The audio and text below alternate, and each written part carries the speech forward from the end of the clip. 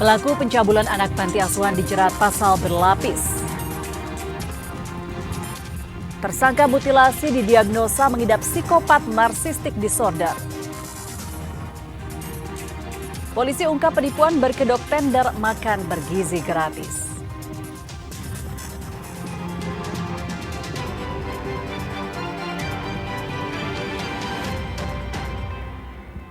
Halo saudara, apa kabar Anda hari ini? Kompas Jatim kembali hadir ke hadapan Anda. Selain 3 informasi utama tadi, tim redaksi kami telah menyiapkan sejumlah informasi penting dan inspiratif lainnya untuk Anda. Bersama saya Firjianti Kusuma, kita jelang Kompas Jatim di Kompas TV Independen terpercaya.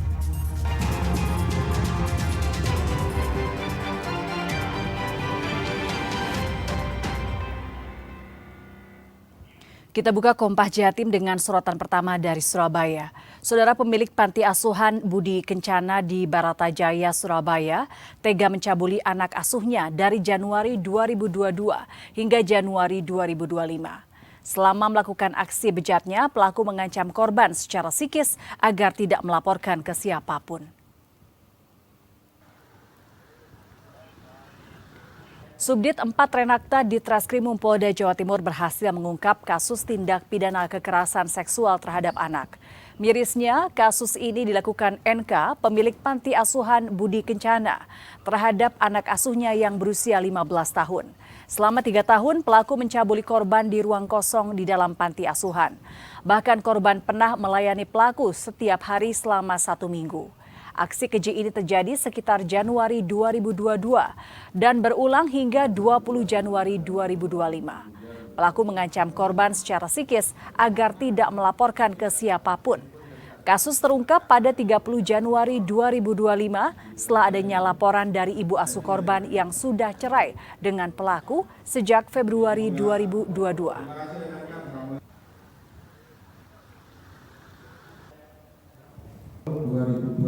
Januari sampai dengan kemarin 20 Januari 2025. Ini eskalasinya ada dalam 1 bulan dia melakukan 2 kali atau 3 kali. Tapi pernah dari korban yang sekarang ini laporan di sini dalam 1 bulan itu dalam 1 minggu itu melakukan setiap harinya.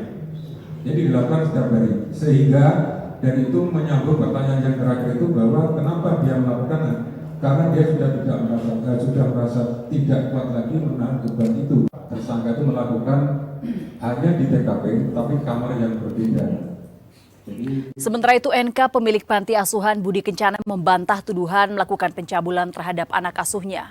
Meski demikian pelaku yang sudah ditetapkan sebagai tersangka ini tetap dijerat pasal berlapis tentang perlindungan anak dan tindak pidana kekerasan seksual. Tersangka NK, pemilik panti asuhan Budi Kencana Surabaya sudah ditetapkan sebagai tersangka. NK dijerat pasal berlapis, yakni pasal tentang perlindungan anak dan pasal tindak pidana kekerasan seksual. Tersangka terancam hukuman maksimal 15 tahun penjara dan denda 15 miliar rupiah. Karena tersangka merupakan tenaga pendidik atau orang tua asuh korban, ancaman hukuman akan ditambah hingga 20 tahun. Terkait kasus pencabulan terhadap anak asuhnya, tersangka NK membantah semua tuduhan tersebut.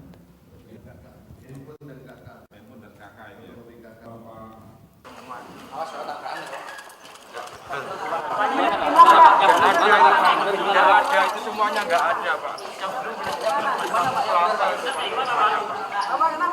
Yang benar gimana? Saya nggak melakukan sama sekali. Loh terus kok laporan Pak korbannya? Nggak ngerti kok. Itu sampai apakan aja Pak? Nggak ada, Pak. Sama sekali.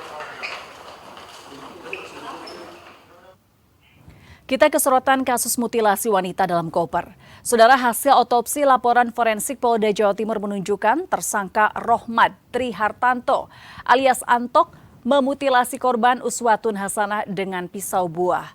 Hal ini sesuai dengan barang bukti yang disita polisi.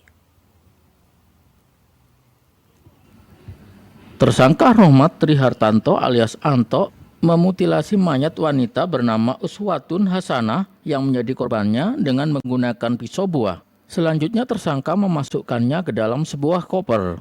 Tersangka mengaku sebelum melakukan aksinya dirinya membeli sebuah pisau di sebuah minimarket.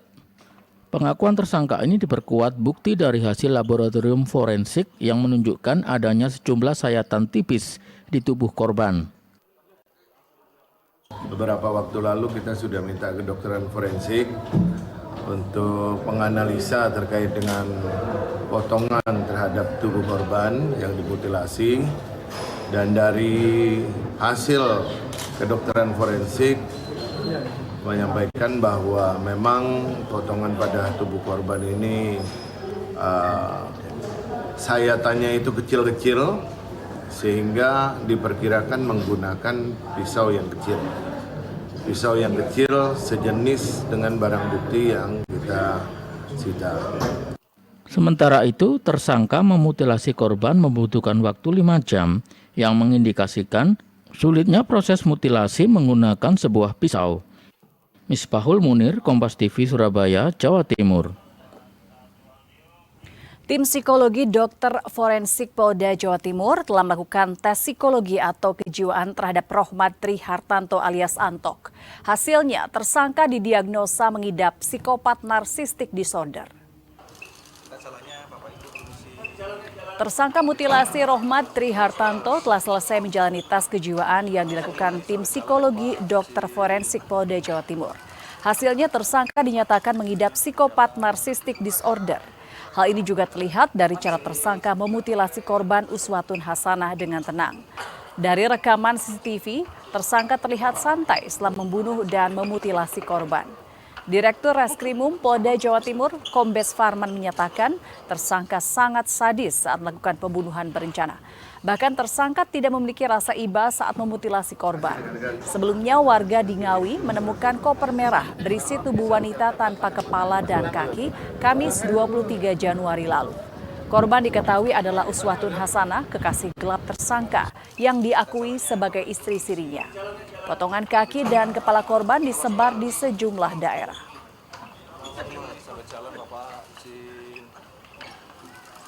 Didapati hasil dari tes psikologi ini oleh psikolog forensik, antara lain termasuk dalam golongan psikopat narsistik. Apa itu?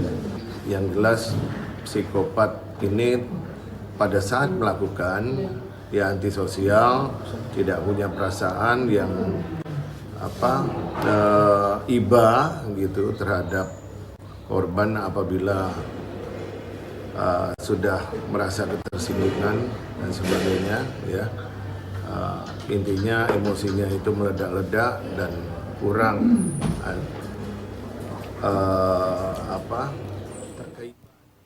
Saudara, berikut kami sampaikan hasil tes psikologi Rohmat Tri Hartanto alias Antok, tersangka mutilasi yang dilakukan tim psikologi dokter forensik Polda Jawa Timur. Kami juga akan menghadirkan 5 fakta keji tersangka yang sudah merencanakan mutilasi terhadap kekasih gelapnya Uswatun Hasanah.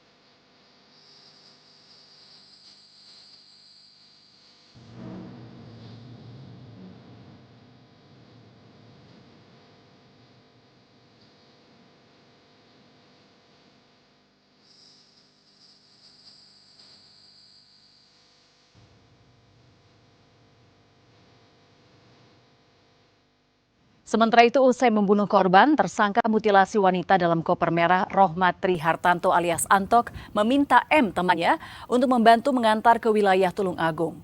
M tidak tahu tersangka Antok membawa koper berisi potongan tubuh Uswatun Hasanah. Hingga kini status M hanya sebagai saksi. Usai melakukan pembunuhan dan mutilasi, tersangka Antok meminta temannya M untuk mengantarnya ke rumah kosong milik neneknya di wilayah Tulung Agung. Dari penyidikan yang telah dilakukan Subdit Jatanras di Treskrimum Polda Jawa Timur, teman tersangka Antok yang berinisial M hingga saat ini masih berstatus sebagai saksi. Berdasarkan rekaman CCTV, terlihat peran M hanya mengantarkan pelaku. Hal itu juga terlihat M tidak ikut mengangkat koper merah berisi tubuh tanpa kepala dan kaki korban Uswatun Hasanah. Peran dari M ini hanya memang sementara diminta untuk mengantarkan pelaku. Ya. Apakah tahu isinya itu adalah mayat? Dari hasil penyidikan dan pemeriksaan serta pencocokan, memang perannya M ini ya cuma mengantarkan tersangka itu aja. Dan rekan-rekan bisa lihat pada saat koper diangkat, itu pun diangkat oleh tersangka sendiri, bukan dibantu oleh M. Gitu. Evaluasi makan bergizi gratis, temukan pengiriman terlambat. Nantikan informasi selengkapnya usai jeda berikut ini. Tetaplah bersama kami di Kompas Jatim.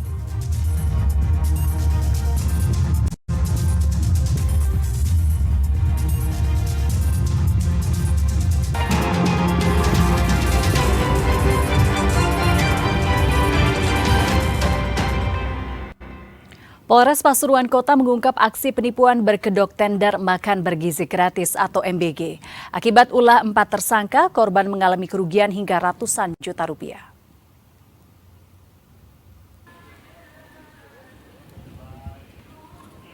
Inilah 4 tersangka kasus penipuan berkedok tender MBG.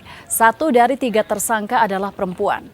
Polres Pasuruan Kota sudah menetapkan mereka sebagai tersangka yang merugikan korbannya ratusan juta rupiah. Dalam aksinya, para tersangka mengaku dari Badan Gizi Nasional.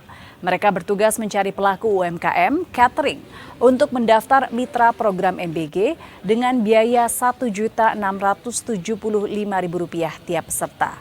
Kasus ini terungkap setelah anggota Kodim 0819 Pasuruan bersama polisi menggerebek sosialisasi tender MBG yang tidak berizin.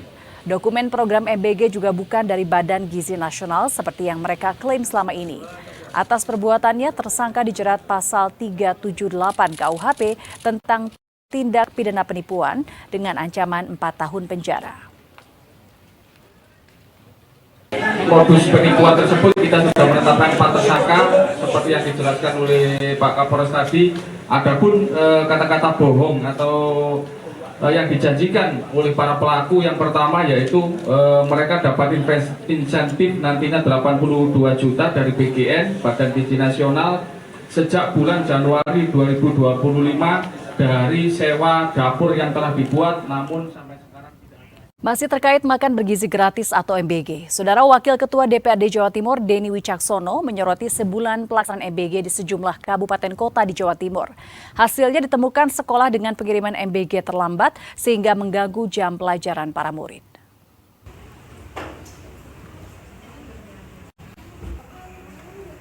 Di beberapa sekolah di Jawa Timur ditemukan pengiriman menu MBG datang terlambat sehingga mengganggu proses belajar mengajar. Ada pula kasus MBG baru datang saat jam pulang sekolah. Terkait hal ini, DPRD Provinsi Jawa Timur menginventaris persoalan dan kendala pelaksanaan MBG. Selanjutnya, DPRD Provinsi Jawa Timur akan memanggil Satuan Pelayanan Pemenuhan Gizi setempat untuk evaluasi bersama. Karena memang pelaksanaannya masih di beberapa spot, kami juga melihat ada beberapa hal yang perlu diperbaiki terkait dengan proses masak, kemudian menu atau kemudian kondisi makanannya dan distribusi. Selain itu kita juga melihat belum ada, karena ini masih kecil ya, masih sedikit maksud saya, jadi belum terlihat penuh terkait dengan sampahnya. Saat ini di Jawa Timur program MBG baru menyasar 22 dari total 31 kabupaten kota di Jawa Timur. MBG dilaksanakan di sekolah mulai dari tingkat PAUD, TK, SD, SMP, SMA, dan SMK. Cakupan program MBG akan diperluas secara bertahap. Kika Madona, Kompas TV, Surabaya, Jawa Timur. Sementara itu, Pemprov Jawa Timur siap mengimpor 2.000 ekor sapi perah sesuai kebijakan pemerintah pusat dampak tingginya permintaan susu sapi segar. Terlebih untuk memenuhi kebutuhan program MBG yang membagikan susu kepada murid. Menurut PJ Gubernur Jawa Timur Adi Karyono, Jawa Timur memproduksi 60% susu segar dan kebutuhan sisanya diambil dari impor. Untuk memenuhi kebutuhan masyarakat, Pemprov akan mengimpor 2.000 ekor sapi perah dari Australia Barat dan negara lain. Ini karena kebutuhan masyarakat terhadap susu sapi segar masih tinggi. Terlebih dengan adanya program makan bergizi gratis atau MBG yang membagikan susu kepada para murid seminggu 2 hingga 3 kali.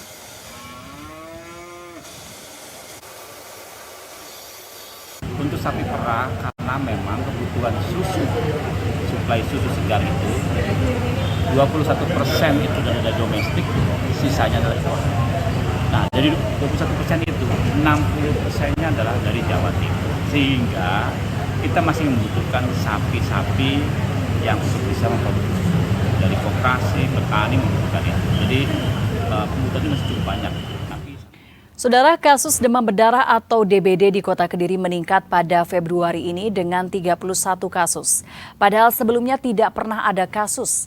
Selain itu, kasus cikungunya juga naik dari 85 menjadi 159 kasus. Karena itu, Dinas Kesehatan melakukan pengasapan untuk memberantas perkembangbiakan nyamuk Aedes aegypti, penyebab virus DBD dan cikungunya. Dinas Kesehatan Dinkes Kota Kediri melakukan penyemprotan dan pengasapan di wilayah Kelurahan Dandangan. Satu persatu rumah dan lingkungan warga mendapatkan pengasapan atau fogging. Pengasapan untuk menekan kenaikan kasus DBD yang pada awal Februari menjadi 31 kasus. Padahal pada Januari lalu tidak ada kasus DBD. Puluhan pasien DBD berusia anak hingga dewasa tersebar di seluruh kecamatan Kota Kediri. Selain DBD, kasus cikungunya juga naik. Sebelumnya hanya ada 85 kasus, namun kini meningkat menjadi 159 kasus cikungunya. Selain pengasapan, upaya warga menjaga kebersihan rumah dan lingkungan dapat menekan perkembangbiakan nyamuk Aedes aegypti yang menyebarkan virus DBD dan cikungunya. Makanya bisa dipastikan bahwa di musim-musim penghujan ini pasti jumlah kasus demam berdarah dimanapun pasti meningkat. Saat ini berapa Pak di Kota Kediri sendiri? Di Kota Kediri 31. Itu dari 31 itu kalangan remaja. Sahur sudah segala usia. Kelezatan lodeh koro khas Banyuwangi akan kami hadirkan usai jeda berikut. Tetaplah bersama kami.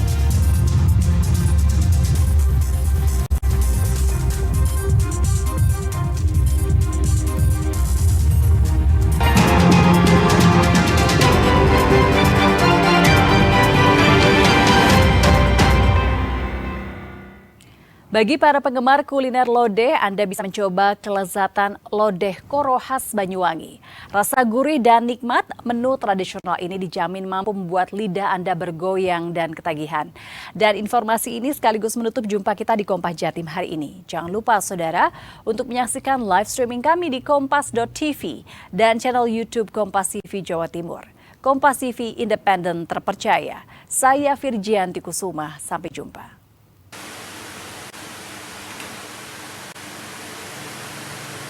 Rahasia kelezatan lodeh koro khas Banyuwangi karena adanya sejumlah bumbu pilihan seperti bawang merah, bawang putih, ketumbar, dan cabai merah yang dihaluskan hingga merata. Setelah dihaluskan, bumbu ini kemudian disangrai hingga aromanya harum, daun salam dan serai ditambahkan untuk memberikan aroma khas. Santan segar pun dicampurkan, inilah yang membuat kuah lodeh terasa gurih dan menggugah selera. Selanjutnya setelah kuah meresap, koro atau edamame yang sudah dimasak terlebih dahulu dimasukkan. Lodeh koro ini dibuat langsung setiap ada pesanan sehingga selalu segar dan lezat saat disajikan. Menu ini tak lengkap disajikan tanpa nasi hangat, tahu, tempe, dan kerupuk. Suasana sejuk di resto menambah kenikmatan saat menyantap hidangan lodeh koro khas ini. Rasanya membuat setiap pelanggan ketagihan dan kembali lagi untuk menikmati makanan khas Banyuwangi. Koronya fresh, terus selain itu juga harganya terjangkau, terus enak, makanan khas Banyuwangi yang sudah jarang ditemukan dan rasanya seperti masakan rumahan.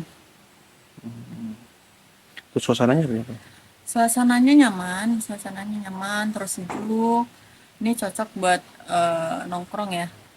Nah ini di sini udaranya juga fresh. Kalau untuk lodeh koro sendiri kita agak kesulitan buat mencari bahan baku karena mungkin kita berusaha buat memberikan menu makanan yang fresh kepada pelanggan. Jadi lodeh koro sendiri kita olah dari rempah-rempah asli, rempah-rempah yang fresh supaya disajikan ke pelanggan itu lebih lezat gitu rasanya. Lodeh koro sendiri kan merupakan makanan khas Banyuwangi ya Mas, dan makanan lodeh koro sendiri kalau menurut kita otentik karena jarang buat di daerah lain itu yang menjual dan menyajikan lodeh koro. Bagi Anda yang ingin merasakan kelezatan sajian tradisional lodeh koro khas Banyuwangi, per porsi bisa merogoh kocek Rp15.000. Dwi Rendra, Kompas TV, Banyuwangi, Jawa Timur.